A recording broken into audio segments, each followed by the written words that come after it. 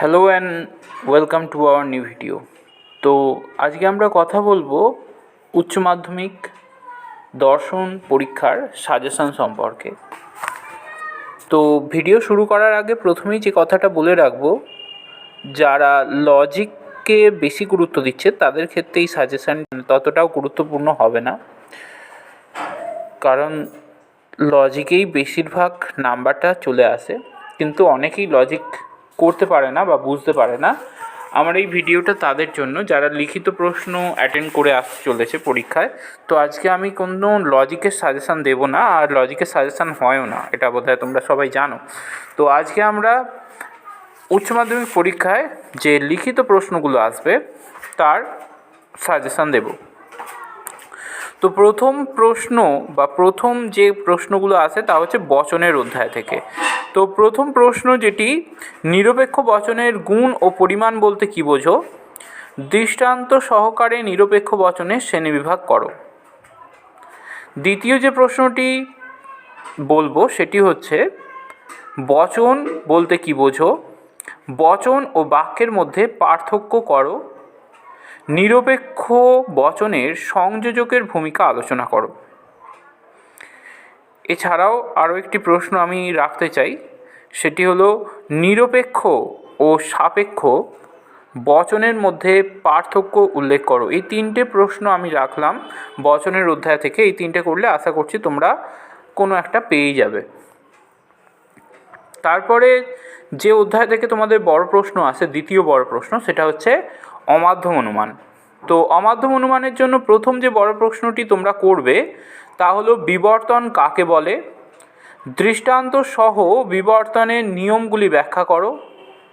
বিবর্তনকে অমাধ্যম অনুমান বলা হয় কেন? এটা প্রথম প্রশ্ন।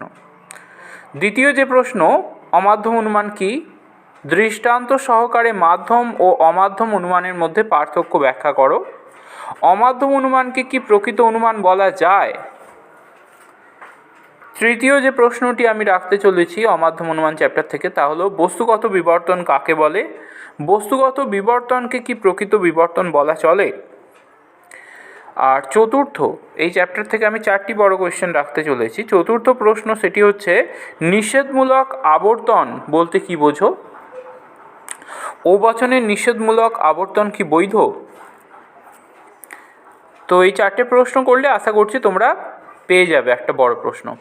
এরপরে যে প্রশ্নগুলো আসে লজিকের ক্ষেত্রে, মানে নিরপেক্ষ ন্যায় চ্যাপ্টার থেকে প্রশ্ন আসে। তো নিরপেক্ষ ন্যায়ের চ্যাপ্টারের জন্য প্রথম যে প্রশ্নটি আমি দিতে চলেছি তা হলো, নিরপেক্ষ ন্যায়ের সংস্থান বলতে কী বোঝো? এগুলো কিন্তু সব 4 নাম্বারের জন্য আমি যেগুলো বলছি। এরপর দ্বিতীয়, নিরপেক্ষ ন্যায়ের পক্ষপদ, সাধ্যপদ ও হেতুপদের কাজ আলোচনা করো। এটাও 4 নম্বরের জন্য। এরপর, নিরপেক্ষ ন্যায় কাকে বলে? এর বৈশিষ্ট্যগুলি কী কী? নেক্সট 4-এর জন্য, অব্যাপ্য হেতুদোষ, অবৈধ পক্ষদোষ, অবৈধ সাধ্যদোষ, নঙর্থক আশ্রয় বাক্যজনিত দোষ, চতুষ্পদ ঘটিত দোষ এবং এ বচন কেবল প্রথম সংস্থানেই বৈধ হয়। প্রমাণ করো। এটা প্রমাণের প্রশ্ন। দ্বিতীয় যে প্রমাণের প্রশ্নটা দিতে চলেছি, এ ডবল ও মূর্তিটি কেবল দ্বিতীয় সংস্থানেই বৈধ হয়। তো এগুলো করলে নিরপেক্ষ ন্যায় যাদের অসুবিধা আছে তারা নিরপেক্ষ ন্যায় থেকে রেহাই পেয়ে যেতে পারে, এই কোয়েশ্চেনগুলো যদি কেউ করে রাখে। তবে আমি বলবো নিরপেক্ষ ন্যায় করাই ভালো, কারণ সেটাও অনেকটা সহজ হয়ে যাবে। যদি বুঝতে অসুবিধা হয়, আমার চ্যানেলে এরকম নিরপেক্ষ ন্যায় সম্পর্কে অনেক ভিডিও দেওয়া আছে, তা দেখতে পারো। এরপরে চলে আসছি চতুর্থ যে বড় প্রশ্ন আসে তা হচ্ছে মিলের পরীক্ষামূলক পদ্ধতির চ্যাপ্টার থেকে। এখান থেকে আমি 2টো প্রশ্নই রেখেছি, এবং কোন দুটো তোমরা অনেকেই জানো যারা সাজেশান ফলো করছো বিভিন্ন জায়গা থেকে। প্রথমটি হচ্ছে মিলের ব্যতিরেখী পদ্ধতি, আর দ্বিতীয়টি হচ্ছে মিলের সহপরিবর্তন পদ্ধতি। বলে রাখি, মিলের ব্যতিরেখী পদ্ধতি, সহপরিবর্তন পদ্ধতি সবসময় সোজাভাবে আসে না, অনেক সময় উদাহরণ দিয়ে আসতে পারে। তো উদাহরণে যদি দেখো যে কোনো বৈজ্ঞানিক পরীক্ষা নিরীক্ষা সংক্রান্ত উদাহরণ আছে, তাহলে বুঝে নেবে সেটা মিলের ব্যতিরেখী পদ্ধতির উদাহরণ।